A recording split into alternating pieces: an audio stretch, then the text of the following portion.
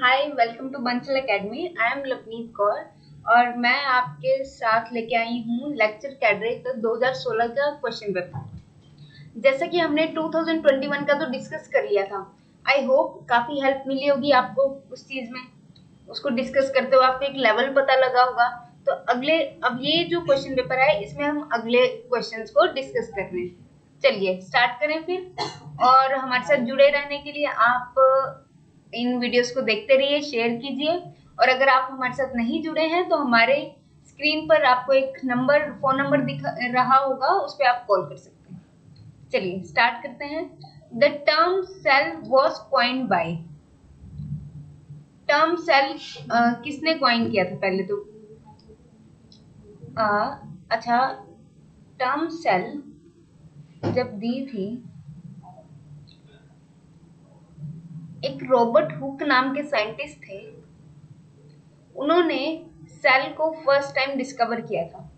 ठीक है, core of the trees. उसमें क्या हुआ था, उन्होंने उनको डेड सेल्स को ऑब्जर्व किया था जो कि हनी कॉम्ब लाइक स्ट्रक्चर बनाते थे, कुछ इस टाइप का स्ट्रक्चर बनाते थे। तो ये उनको लगा कि रूम जैसा है कुछ। ठीक है, और जो सेल वर्ड उन्होंने दिया ये लैटिन वर्ड से दिया था, और उस लैटिन वर्ड का मतलब होता है रूम। फर्स्ट टाइम जब सेल किसने ऑब्जर्व किया था? रॉबर्ट हुक ने। बट ये क्या थे? डेड सेल थे। और डेड सेल कहाँ से थे? Coke of the tree. और कोक ऑफ द ट्रीज में ये रूम लाइक स्ट्रक्चर बनाते थे। जब उन्होंने माइक्रोस्कोप में देखा, इसीलिए उन्होंने इसका नाम रख दिया सेल। उसके बाद अगर हम बात करते हैं लीनियस की, तो लीनियस नेक्स्ट साइंटिस्ट आए थे हमारे, जिन्होंने first time living cell observe किए थे। लिविंग सेल किस एक एल्गी में ऑब्जर्व किए थे जिसका नाम है स्पाइरोगायरा। ठीक है, रॉबर्ट हुक नाम के साइंटिस्ट आए, उन्होंने सेल को देखा, डेड सेल्स को देखा, कोक ऑफ द ट्री, वहां से उठाया और उनको लगा कि ये तो रूम जैसा स्ट्रक्चर है। और उन्होंने लैटिन में उस रूम जैसे स्ट्रक्चर को सेल बोला जाता है, तो सेल वर्ड हमारा वहां से आया। उसके बाद लिनियस आए। लिनियस ने लिविंग सेल को फर्स्ट आइडेंटिफाई किया। फर्स्ट लिविंग सेल जिन्होंने देखा था वो कौन थे? लिनियस। उन्होंने स्पाइरोगायरा एल्गी ली थी, उसके सेल को ऑब्जर्व किया था। चलिए आगे। तो term cell was coined by Robert. Next, the ability of a single cell to divide and produce all of the differentiated cells in an organism is called। अच्छा, single cell है, ये cell है, इसकी जो कैपेबिलिटी है divide करने की और सारे डिफरेंशिएटेड सेल को प्रोड्यूस करने की। डिफरेंशिएटेड सेल क्या होते हैं? जिनको पता है कि उनकी फेट फिक्स है, उनकी फेट फिक्स कर दी गई है कि हाँ तुम्हें तो यही बनना है। इनको क्या बनना है? इनको डॉक्टर ही बनना है, इनको बता दिया गया है। सॉरी, डॉक्टर तो हम यहाँ नहीं बोलेंगे, ये मैं वैसे एग्जांपल दे रही हूँ। मतलब किसी इंसान को हमने बोले कि तुम्हें डॉक्टर ही बनना है, तो उनकी फिक्स है यार ये तो डॉक्टर ही बनेगा, इसने डिसाइड कर लिया है। अब डिफरेंशिएटेड सेल अगर हम बात करें पर्टिकुलरली, तो उसमें क्या आता है कि अगर सेल का हमने डिसाइड कर दिया तो वो मसल सेल ही बनाएगा। ये हो गया उसका फेट फिक्स। तो एक सिंगल सेल है हमारा जिसके पास कैपेबिलिटी है डिवाइड करने की और सारे डिफरेंशिएटेड सेल्स को बनाने की पूरा ऑर्गेनिज्म में। तो उस प्रोसेस को हम क्या बोलेंगे? टोटीपोटेंसी। टोटल पोटेंट है सेल को बनाने का, टोटल पोटेंसी है सेल को बनाने की। पोटेंशियल कितना है? टोटल पोटेंशियल है मतलब। और लिविंग ह्यूमंस में या मैमल्स में जो टोटीपोटेंट सेल है वो कौन सा होता है? वो होता है जाइगोट। जाइगोट सिंगल सेल है, उससे बनके पूरा ऑर्गेनिज्म बन जाता है, हम तैयार हो जाते हैं। ठीक है, तो ये zygote is the example of totipotent cell in humans. चलिए आगे चलते हैं। The net gain of how many ATP molecules are there in one cycle of glycolysis। चलिए ग्लाइकोलिसिस की बात करते हैं अगर हम, तो ग्लाइकोलिसिस में दो फेज होते हैं, प्रिपरेटरी फेज एंड पे of phase. And next is पे ऑफ फेज। अब इनमें होता क्या है? प्रिपरेटरी फेज में दो एटीपी हमारे बनते हैं, सॉरी दो एटीपी हमारे यूटिलाइज होते हैं। प्रिपरेटरी फेज में 2 एटीपी यूटिलाइज हो गए और यहाँ पे ऑफ फेज में 4 एटीपी हमारे बन रहे हैं, फॉर्मेशन ऑफ 4 एटीपीज। तो 2 यूटिलाइज हो गए, 4 एटीपी बन रहे हैं, तो नेट गेन कितना हुआ? 4 एटीपी बन गए हैं और 2 यूटिलाइज हो गए हैं और -2, 2 एटीपी हमारे बच गए। तो एक साइकिल में कितने एटीपी बचे हमारे? 2। चलिए आगे। When Mendel crossed the pure tall and pure dwarf plant, the phenotypic ratio comes to be। अच्छा, प्योर टॉल ले लेते हैं हम एंड प्योर dwarf ले लिया। अब इसका क्या बनेगा? यही बनेगा, ठीक है। फिनोटिपिक रेशियो क्या हुई इसकी? सारे कैसे दिखेंगे? हमें टॉल दिखेंगे। फिनोटिपिक रेशियो क्या हुई? 1:1:1:1:1। सारे हमें टॉल दिख रहे हैं ना, राइट। अगर इसकी हम आगे क्रॉस करवाते हैं फिर क्या होता है?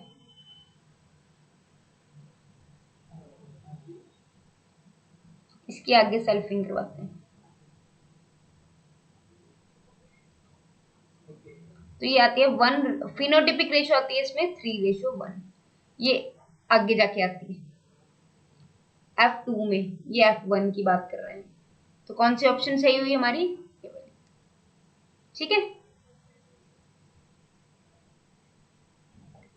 The phase of the cell cycle in which the DNA synthesis occurs। Cell cycle का ऐसा फेज जिसमें डीएनए सिंथेसिस होती है। डीएनए सिंथेसिस मतलब डीएनए की रेप्लिकेशन होना, डिवीजन होना। डिवीजन तो नहीं बोलेंगे, रेप्लिकेशन बोल देते हैं। डीएनए का रेप्लिकेट करना, ठीक है। डीएनए के रेप्लिकेशन को हम क्या बोलेंगे? Synthesis phase. और ये कहाँ कब होता है? एस फेज में, ठीक है। एस फेज में ये होता है। इससे पहले G1 होता है, उसके बाद G2 होता है। G1 में क्या होता है? प्रिपेयर कर रहा होता है एस फेज के लिए अपने आप को, ठीक है। साइटोप्लाज्म बढ़ रहा होता है, ये सारी चीजें होती हैं। फिर G2 फेज उसके बाद आता है और G2 फेज के बाद एक M फेज आता है जिसमें न्यूक्लियस डिवाइड होता है, पूरे क्रोमोसोम्स डिवाइड होते हैं, प्रोफेज, मेटाफेज एंड ऑल, ठीक है। डन। तो सिंथेसिस कहाँ हो रही है हमारी? एस फेज में। चलिए आगे। In double helix model of DNA the DNA is present in which form?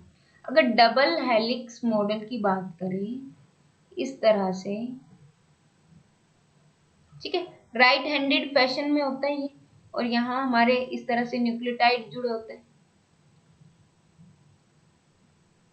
अब ये जो न्यूक्लियोटाइड जुड़े हैं तो ये कैसे जुड़े होते हैं? ऑल्टरनेट फॉर्म में, ए है, कभी टी है, कभी जी है, कभी सी है, ऐसे ही होता है। तो जब ऑल्टरनेट फॉर्म्स में हमारे न्यूक्लियोटाइड जुड़े होते हैं उसको हम बोल देते हैं जेड फॉर्म। ऑल्टरनेट में जुड़े हैं ना, और कॉमनली यही फॉर्म पाई जाती है। कॉमन फॉर्म कौन सी है? सबसे जेड फॉर्म। चलिए। Species in which both male and female gamete are produced by one individual are. Monoecious की बात करें, डायोशियस की बात करें। मोनोइशियस में क्या होता है? एक ही फ्लावर में, मान लो एक ही फ्लावर है, उसमें मेल एंड फीमेल दोनों पार्ट है,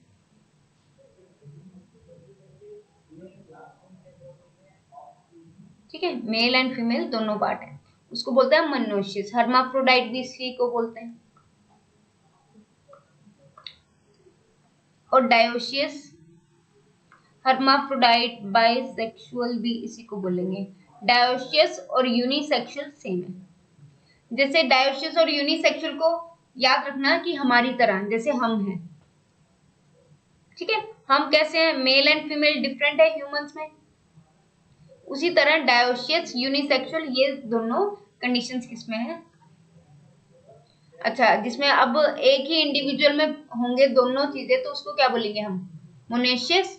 सही है हमारी ऑप्शन। चलिए आगे चलते हैं। When the cross is made between the offspring and its parent, it is called। अच्छा, अब offspring जो होगा ये मान लो, अच्छा टेस्ट प्रोस की बात करते हैं हम। अच्छा टेस्ट प्रोस छोड़ो, मैं बताती हूँ कैसे करते हैं इसको, 1 मिनट दो बस। ठीक है, अब इसमें है क्या, देखिए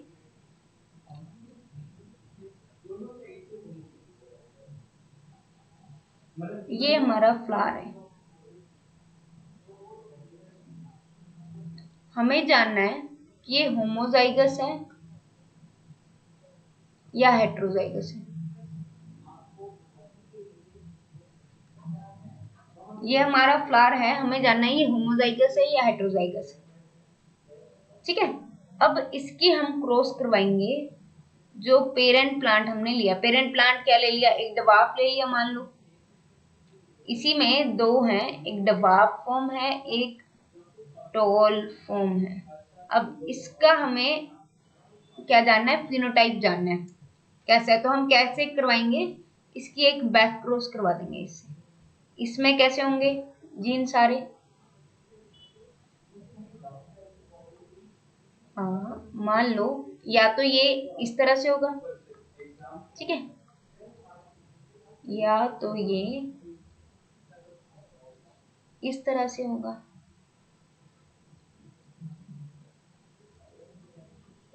अगर कोई भी ड्वार्फ फॉर्म आ जाती है तो क्या होगा,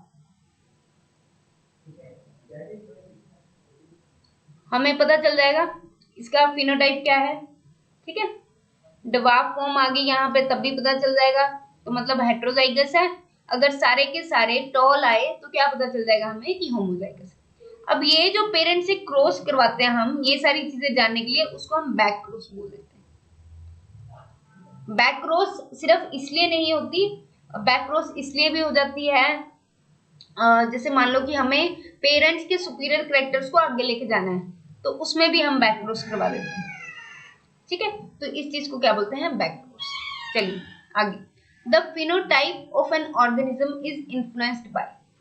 अच्छा इसको एक एग्जांपल से समझाती हूँ। मान लो जो एक इंसान है उसके जो जीन्स हैं वो हैं गोरेपन वाले, मतलब सारे के सारे डोमिनेंट, बहुत ज्यादा डोमिनेंट है। ठीक है, और सॉरी डोमिनेंट होता है, ये डोमिनेंट होता है डार्क कॉम्प्लेक्शन का, स्किन की बात कर रही हूँ। डोमिनेंट होता है डार्क कॉम्प्लेक्शन का और रिसेसिव होता है लाइट कॉम्प्लेक्शन का, फेयर कॉम्प्लेक्शन का। मान लो कोई इंसान है, उसके जीनोटाइप में सारे के सारे रिसेसिव कैरेक्टर है, मतलब वो गोरा है बहुत ज्यादा। ठीक है, अब हमने क्या किया, अब हमने उसको धूप में खड़ा कर दिया, रोज काम करवाया, धूप में खड़ा कर दिया, और वो क्या हो गया, टैन हो गया। टैनिंग हो जाएगी उसको, तो क्या होगा, वो उसका फेयर कॉम्प्लेक्शन डार्क कॉम्प्लेक्शन में कन्वर्ट होना स्टार्ट हो जाएगा। हो गया ना, जीनोटाइप तो उसका था ही ऐसा कि हमें गोरा दिख रहा था वो, बट फिनोटाइप पे उसका क्या असर हुआ, इन्वायरमेंट से, धूप में हम उससे रोज काम करवा रहे थे तो उसका कॉम्प्लेक्शन डार्क हो गया, तो उसके फिनोटाइप पे असर हो गया। इन्वायरमेंट फैक्टर्स का भी असर था, जीनोटाइप का भी असर था। जीनोटाइप कैसे, हमें पता ही तभी चला कि वो गोरा था पहले। क्लियर है ये पॉइंट, तो बोथ ए एंड बी। चलिए, gaseous mixture used by Miller for synthesis of amino acid through heat and electric discharge included। अब इसमें कौन कौन सी गैस थी, एक तो पहले केमिकल सिंथेसिस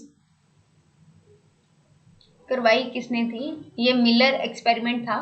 इसमें इन्होंने ये बताया था कि पहले जब प्रीबायोटिक इरा था तब कोई भी लाइफ कैसे आई या कौन सी गैसेस कैसे आई, तो इन्होंने ये बताया कि गैसेस कौन कौन सी प्रेजेंट थी उस टाइम पे, और अमाइनो एसिड्स कैसे बने, ये सारी चीजें इन्होंने अपने एक्सपेरिमेंट से बताई। तो इन्होंने कुछ गैसेस ली जिसमें हीट एंड इलेक्ट्रिक डिस्चार्ज वगैरह करवाया इन्होंने, और अमाइनो एसिड्स को बनवाया। तो इन्होंने जो गैसेस ली उसके लिए, मतलब methane, ammonia, hydrogen and water vapours. अब मेरी बात सुनो, अब इनकी कोई रेशियो थी, तभी तो उनको पता चला कि प्रीबायोटिक स्टेज में कैसा था इन्वायरमेंट, कैसी गैसेज आई, किससे ऑक्सीजन बनी, कैसे कौन सा पहला सेल आया, अमाइनो एसिड बन गया। मतलब अमाइनो एसिड बनाने का यहाँ पे चक्कर क्या है, अमाइनो एसिड बन गया, प्रोटीन बन गया, एमआरएनए भी कहीं ना कहीं निकल आएगा, डीएनए भी कहीं ना कहीं इसी से बना है। तो ये सारा इस तरह से रिलेटेड है। और ये जो गैसेस थी तब, उसमें गैसेस जो आई थी ये रेशो में थी, 2:2:1, मतलब मिथेन 2 रेशो, अमोनिया 2 रेशो और हाइड्रोजन 1 रेशो। तो ये सारी उन्होंने गैसेस यूज की थी और ये पता लगाया था कि प्रीबायोटिक इरा में कैसे सारी चीजें आई थी। तो कौन सी हमारी ऑप्शन सही हो जाती है, फर्स्ट वाली। डन, चलते।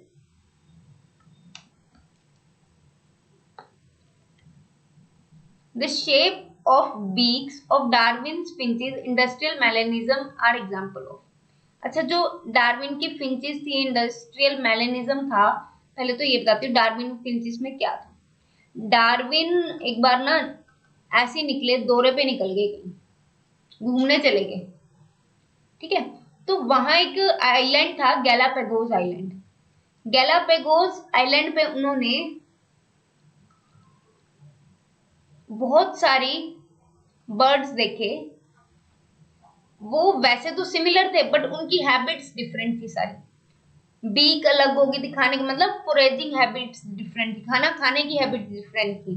कोई सीड खा रहा था, कोई वर्म्स खा रहा था, ठीक है, कोई पोलन खा रहा था। मतलब सबने अपनी सीड हैबिट्स चेंज कर ली थी, ठीक है। सबके बीक के अकॉर्डिंग उन्होंने अपनी सीड हैबिट्स को चेंज कर लिया था। अब ये जब उन्होंने क्या किया, ये एक एडजस्टमेंट हुई थी और नेचुरली सिलेक्शन हुआ उनका। मतलब अगर वो एक ही खाने पे रहते सारी आइलैंड, तो मतलब सारे बर्ड्स एक ही खाने पे रहते, तो क्या होता, कुछ एक्सक्लूड हो जाते, एलिमिनेशन हो जाता उनका ड्यू टू कंपटीशन। तो इसीलिए नेचर ने उनको सिलेक्ट किया और नेचर ने जो सीड खा रहे थे, वर्म्स खा रहे थे, वो अलग अलग चीजों पे फीड कर रहे थे, वो आगे तक गए। तभी तो डार्विन फिंचेस नाम रख दिया गया है, क्योंकि डार्विन ने उनपे ये स्टडी की थी। उसके बाद इंडस्ट्रियल मेलेनिज्म में क्या हुआ था,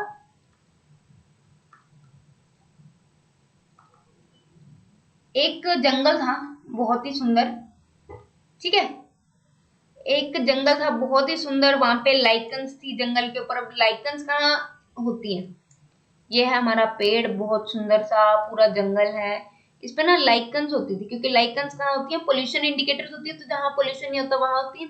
तो यहाँ मान लो लाइकन है, यहाँ मान लो लाइकन है, यहाँ मान लो लाइकन है, ठीक है। अब वहां क्या होता था, दो टाइप के मोथ थे, कुछ डार्क कलर्ड थे, कुछ लाइट कलर्ड।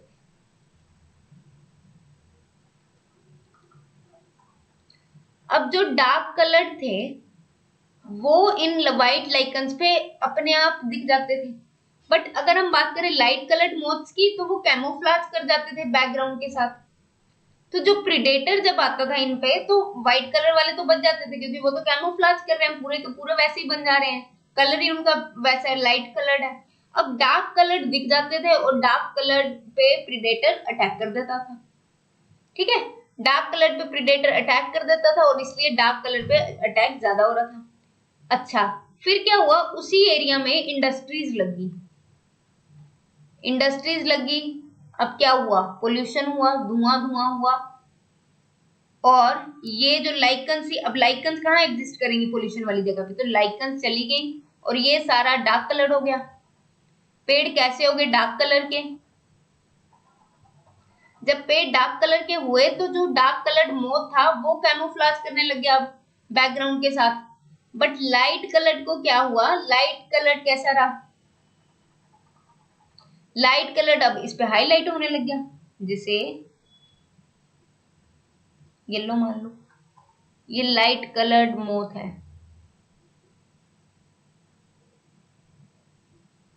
ये इस तरह से दिखने लग गया।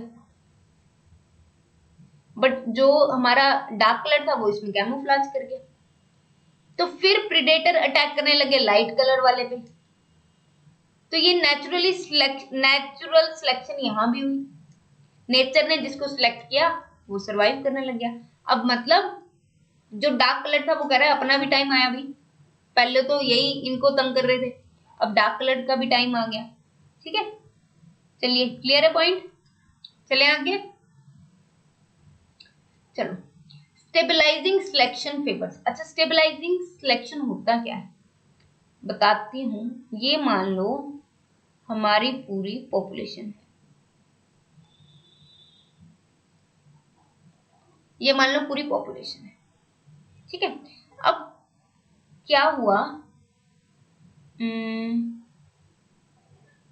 अच्छा स्टेबलाइजिंग सिलेक्शन में एक एग्जांपल देती हूँ। अच्छा, अमेरिका में क्या होता था कि जो डार्क कलर के होते हैं, जिनकी स्किन डार्क होती थी, उनमें बहुत डिस्क्रिमिनेट किया जाता था। ठीक है, अब मैं आपको एक एग्जांपल दे रही हूँ। जैसे मान लो इतनी जगह और इतनी जगह और इतनी जगह, ठीक है, यहाँ है लाइट कलर्ड बंदे, वही गोरे चिट्टे बंदे, यहाँ है डार्क कलर्ड बंदे, और यहाँ है इंडियंस। अब आपको मजा आएगा इसमें पढ़ने। ब्राउन कलर किसका है? हमारा है, हम इंडियंस हैं। ठीक है, अब कुछ ऐसा हुआ, पहले जो लाइट कलर डार्क कलर लोग थे उनको लाइट कलर वाले झेलते नहीं थे, डार्क कॉम्प्लेक्शन वाले लोग थे, उनपे बहुत अत्याचार करते थे, जो भी है कुछ भी करते थे। ठीक है, फिर क्या हुआ, जब एक बार बात हुई, फिर डार्क कलर को, मतलब डार्क कलर को सिलेक्ट नहीं किया गया, फिर हम इंडिया वाले डोमिनेट कर गए वहां, इंडिया वाले इंडिया इंडिया कर दी हमने, तो इंडिया वाले किसको फेवर करेंगे? अपने वाले कलर को। हेल्प किसकी करेंगे? अपनों की। और जो लाइट कलर थे उन्होंने बोला ये तो गोरे हैं, ये तो हमारे साथ ऐसे करते थे, इन्होंने हम पे राज किया, इतने साल राज किया, और हमने इनको भी रिजेक्ट कर दिया, यार तुम भी निकलो। इनको इन्होंने निकाल दिया, इनको भी निकाल दिया, तो कौन बचे? हम बचे। और ये पॉपुलेशन जो बीच वाली थी ये स्टेबलाइज कर गई, इंडिया इंडिया हो गई वहां पे। ठीक है, तो स्टेबलाइज सिलेक्शन समझ आया? स्टेबलाइजिंग सिलेक्शन, जो भी इंटरमीडिएट फॉर्म होगा किसी भी ट्रेट का वो सर्वाइव कर जाएगा। डन, अच्छा था एग्जांपल, इतना भी अच्छा नहीं था। चलो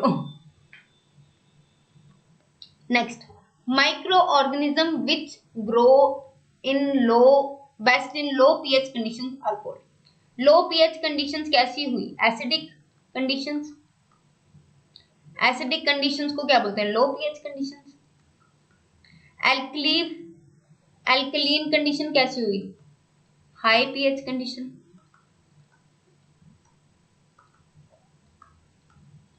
हाई पीएच। न्यूट्रोफाइल्स कौन से हुए? जो न्यूट्रल रहे दोनों में, कोई फर्क ही नहीं पड़ रहा यार, मतलब दोनों में नहीं, एग्जैक्टली सॉरी, मतलब ये 6 से 7 वाली में रहे, यहाँ पे रह रहे हैं, इससे ऊपर नीचे नहीं। और जो एसिडिक वाले हैं वो इधर आ रहे हैं, जो बेसिक वाले हैं वो इधर आ रहे हैं।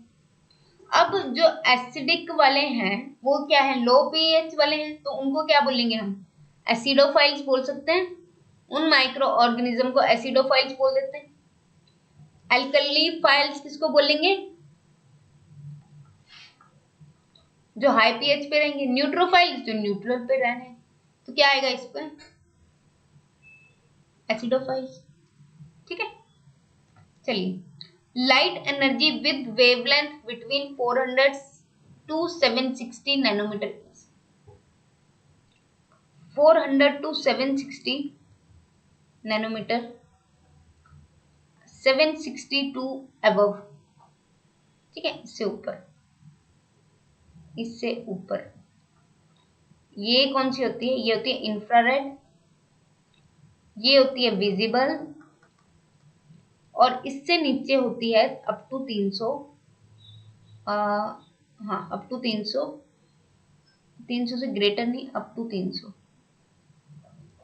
हाँ ये एरो आएगा। ठीक है, 300 तक की वो होती है हमारी यूवी रेज। ये इनकी वेवलेंथ का है कि जिस जिस पे कौन सी लाइट आती है। तो कौन सी रही? 400 से 760 विजिबल। चलें आगे। एंटागोनिज्म कंसिस्ट ऑफ, एंटागोनिज्म में क्या हुआ, दोनों एक दूसरे का कर रहे हैं नेगेटिव नेगेटिव। प्रीडेशन में क्या हो रहा है, एक नेगेटिव एक पॉजिटिव, एक का तो भला ही भला हो रहा है। पैरासिटिज्म में भी यही हो रहा है, एक का भला भला हो रहा है, दूसरा तो नुकसान में जा रहा है। एंटागोनिज्म मतलब एक अटैक कर रहा है तो दूसरा भी कुछ ना कुछ कर रहा है। अब ये किसमें होता है, कंपटीशन में।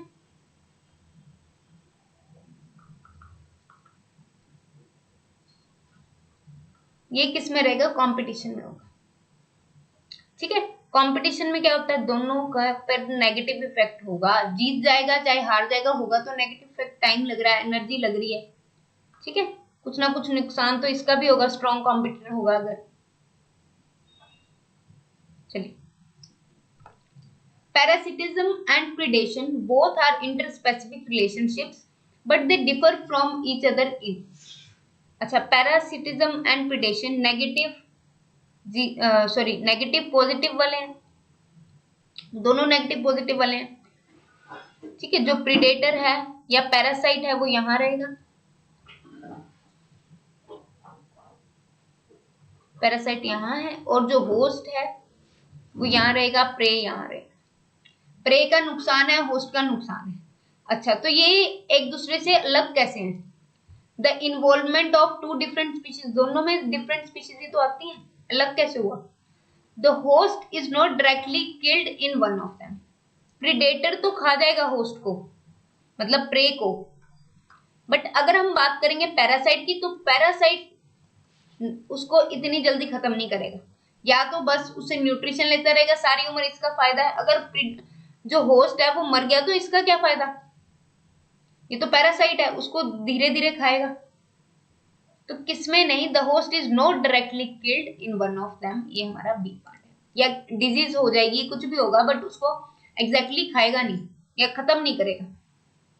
वन स्पीशीज इज, दोनों में यही हो रहा है, one species is always inhibited, दोनों में तो यही हो रहा है, बाकी तीनों तो सेम है। चले आगे, the term biosphere was first proposed by, biosphere पहले होता क्या है, बायोस्फीयर वो स्फीयर है ठीक है, जहां सारे लिविंग ऑर्गेनिजम्स एग्जिस्ट करते हैं।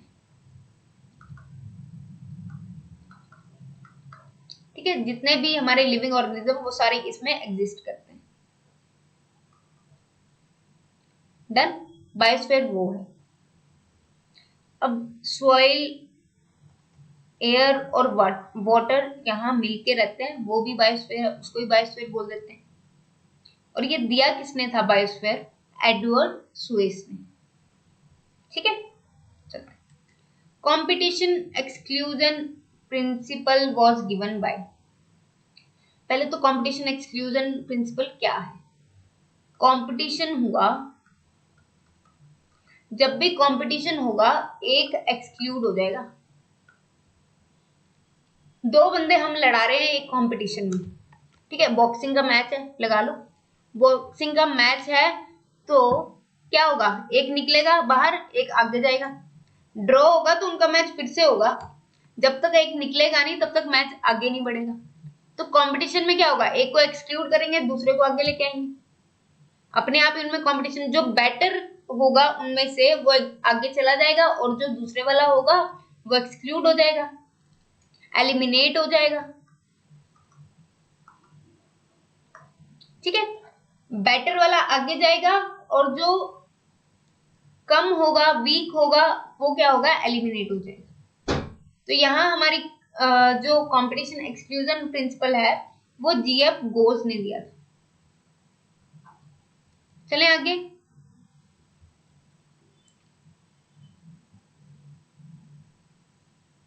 चलिए, if succession starts on a bare rock it will be first invaded by, अच्छा succession on bare rock, succession क्या होता है, पहले तो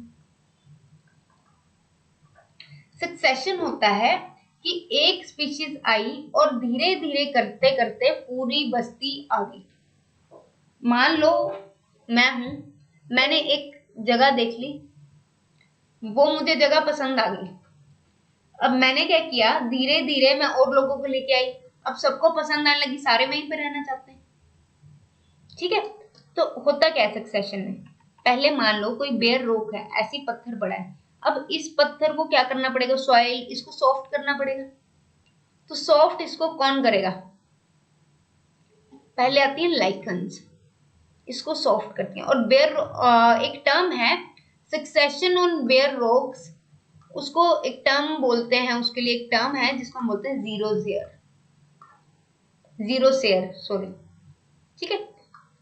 अब इसमें क्या होता है, लाइकन आ गई, लाइकन ने इन्वेट किया, उसको थोड़ा सॉफ्ट किया, फिर हमारे ब्रायोफाइट्स आ देंगे, मॉसेस आ देंगी, फिर धीरे धीरे प्लांट लगने स्टार्ट हो जाएंगे, आगे आगे जब ये मिट्टी में कन्वर्ट होता जाएगा, सॉफ्ट होता जाएगा, फिर सारे प्लांट्स आगे लग जाएंगे, पूरा जंगल एक दिन यहाँ बन जाएगा, पूरा जंगल यहाँ बन जाएगा, छोटे छोटे पौधे हो जाएंगे, सब हो जाएगा, ठीक है। तो इसको बोलते हैं सक्सेशन। इसको बहुत साल लगते हैं, एक दिन की बात नहीं है, 2 दिन की बात नहीं है, 1 साल 2 साल की बात नहीं है, 50,000 50-100 साल लग जाते हैं किसी भी इसको बनने के लिए, ज्यादा ही लगते हैं इससे। तो पहले कौन आए, सक्सेशन ऑन बेयर रॉक किसने किया, लाइकन्स ने। उसके बाद which of the following do not belong to littoral zone periphyte. Littoral zone पहले तो होता क्या है,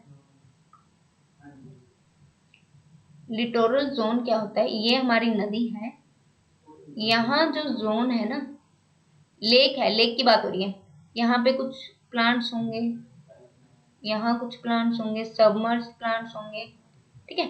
इस वाले एरिया को क्या बोल देते हैं, लिटोरल जोन बोल देते हैं। लिटोरल जोन में अब कौन कौन रहता है, पॉन्ड स्नेल रह जाता है, जो लहरें सी आती हैं बाहर को, उनमें कौन कौन रहता है, पॉन्ड स्नेल रह सकता है, आराम से रह सकता है, प्रोटीपर्स रह सकते हैं, आराम से रह सकते हैं, डैफनिया रह सकती हैं, आराम से रह सकती हैं, एल्गी होती है। और हाइड्रा नहीं रहती, क्योंकि हाइड्रा क्या है, प्रीडेटर है, और ये एल्गी पे अपना सर्वाइवल नहीं करते हैं, ठीक है। ये खाते हैं वाटर ऑर्गेनिजम्स को जो डीप वाटर में होते हैं। लिटोरल जोन समझ आया, हाइड्रा क्या खाते हैं, हाइड्रा क्या खाते हैं, यहाँ पे जो ऑर्गेनिज्म होंगे ना छोटे छोटे, उनको खाते हैं, प्रीडेटर्स हैं हाइड्रा, ठीक है।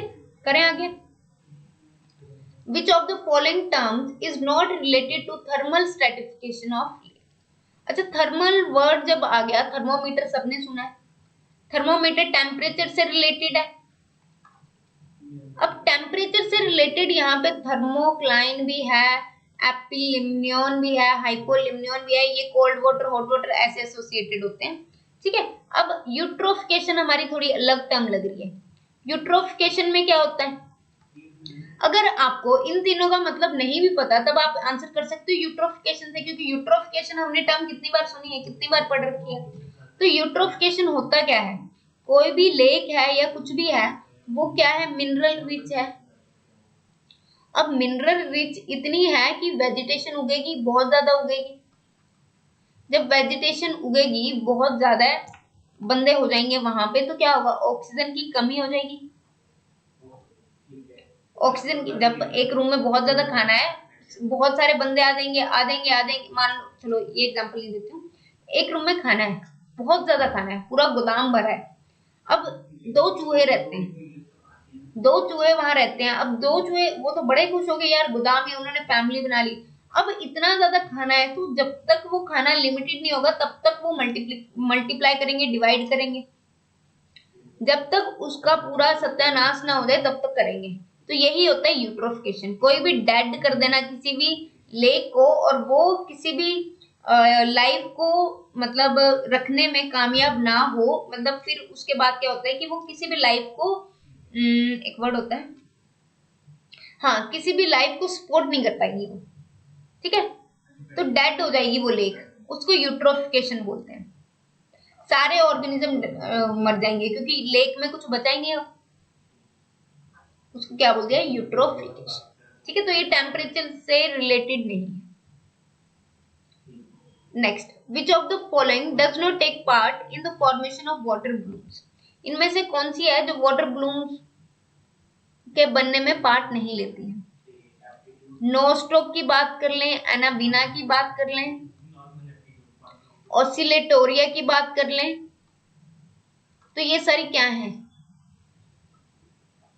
साइनोबैक्टीरिया, मतलब blue green algae. Blue green algae water blooms बनाती है, ठीक है, एक ग्रीन लेयर बना लेगी पानी के ऊपर, ठीक है। यही अगर हम बात करें पिनुलेरिया की तो ये क्या है, एक डाइएटम है, और डाइएटम वाटर ब्लूम्स के लिए रिस्पॉन्सिबल नहीं होते हैं, डाइएटम्स रिस्पॉन्सिबल होते हैं प्राइमरी प्रोडक्टिविटी के लिए। सी में जो प्राइमरी प्रोडक्टिविटी करवाता है वो कौन करवाता है, हमारे वाटर डाइएटम्स। तो डाइएटम कौन है यहाँ पे, पाइनुलेरिया। तो ये फॉर्मेशन ऑफ वाटर ब्लूम्स में कौन नहीं पार्ट ले रहा, Pinnularia. Clear. Next, which of the following does not represent a characteristic of tundra biome?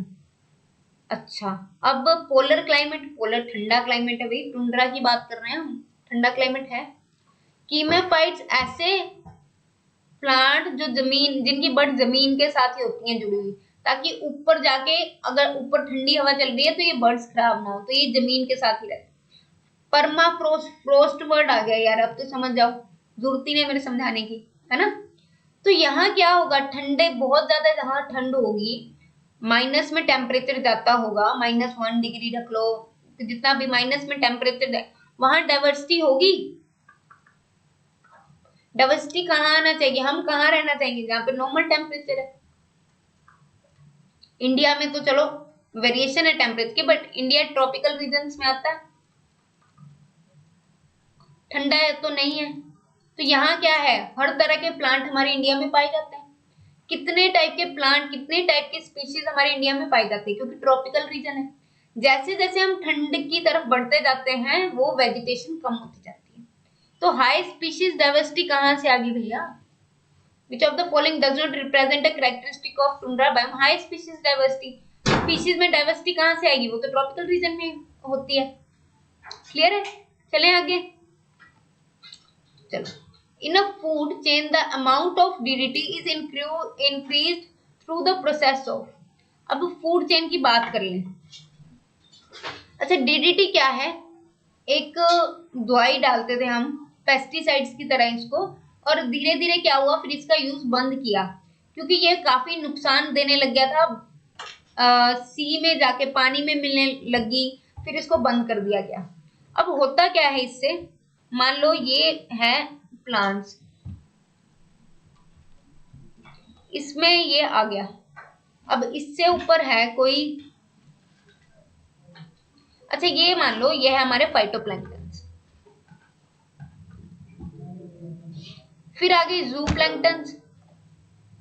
जूप्लैंक्टन किसको खाएंगे, फाइटोप्लैंक्टन। अब एक फाइटोप्लैंक्टन को तो खाएंगे नहीं, नंबर ऑफ फाइटोप्लैंक्टन को खाएंगे, तो यहां जाके ये क्या हो जाएगा, मान लो इसने 4 खा लिए तो ये इसका लेवल बढ़ गया, 4x हो जाएगा। जूप्लैंक्टन के बाद फिश आ गई, फिश एक जूप्लैंक्टन को तो खाएगी नहीं, अब मान लो इसने 3-4 ये खा गई, तो 4x plus 4x plus 4x plus 4x कितना हो जाएगा, 20x। अब फिश को खा रही है पाइसीवोरस फिश, पाइसीवोरस फिश जो फिशेस पे फीड करती है, तो ये एक फिश को तो खाएगी नहीं, 20x 28 3 फिशेस खागी मान लो, तो ये कितनी वैल्यू होगी इसकी, 60x। अब नेक्स्ट आ गया, एक बर्ड आ गया जो इन फिशेस पे फीड करता है, अब ये 3-4 को ये खा गया, 2 को ही खा गया, चलो कितना अमाउंट यहाँ पे कितना था और यहाँ कितना हो गया, तो इस प्रोसेस को बोलते हैं हम बायोमैग्निफिकेशन। मैग्नीफाई हो गया, और जैसे जैसे स्पीशीज बढ़ती रही वैसे वैसे ये बढ़ता है। तो डीडीटी, जब फूड चेन में डीडीटी इंक्रीज हुई तो उसको क्या बोलते हैं हम, बायोमैग्निफिकेशन। डीडीटी की फुल फॉर्म है डाइक्लोरो डाइथाइल टेट्राक्लोरोइथेन, ठीक है। इसको जरूरत नहीं है जानने की, बस ये जितना मैंने बताया उतना याद रखो, ये केमिस्ट्री में आपने पढ़ा होगा। चलिए, मतलब केमिस्ट्री में याद रखना है, यहाँ इतनी जरूरत नहीं है। चलिए next, the chief merit of Bentham and Hooker system of classification is that, अच्छा, बेंथम एंड हुकर्स क्लासिफिकेशन में इसका मेरिट क्या है, डीमेरिट्स भी हैं, क्योंकि इन्होंने क्या किया, इन्होंने मोनोकोटिलिडन रखे, फिर जिम्नोस्पर्म रख दिए और फिर डाइकोटिलिडन्स रख दी, इनके बीच में जिम्नोस्पर्म को रख दिया। ठीक है, तो चलो मेरिट की बात करते हैं, डीमेरिट पे हम जाएंगे नहीं, क्योंकि बेंथम एंड हुकर ने हमें पता है नेचुरल सिस्टम ऑफ क्लासिफिकेशन दिया था, जिसमें सारे प्लांट्स के ग्रुप को इंक्लूड किया गया था, तो ये एक बहुत अच्छा चीज थी, तो इसीलिए ये उसका मेरिट है। ठीक है, चलिए आज के क्वेश्चन हमारे यहीं तक खत्म होते हैं। थैंक यू, मिलते हैं अगली वीडियो में।